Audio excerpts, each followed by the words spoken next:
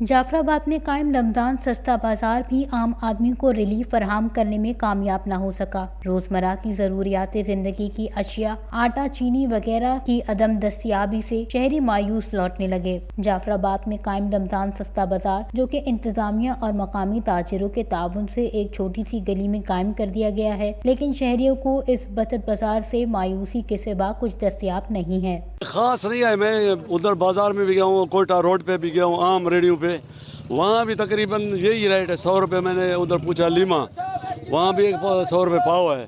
यहाँ मैंने इसे लिया, इसने भी 100 रुपये दिया है। हमें वो खास तो नज़र नहीं आ रहा है। बाकी ऐसे तो स्टॉल हैं, घी है, पता नहीं क्या है, रेट लिखे हुए हैं।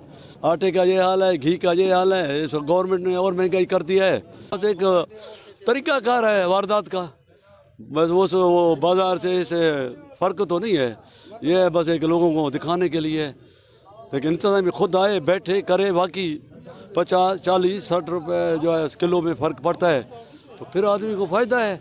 ऐसे तो नहीं है बस वो 20 रुपये 10 रुपये वो तोड़ भी पता नहीं कैसे कर रहे हैं। यही सिस्टम है। इतना समझ नहीं आ रहा। थोड़ा बहुत 10 रुपये का फ़र्क है, इतना रिलीफ ज़्यादा नहीं है।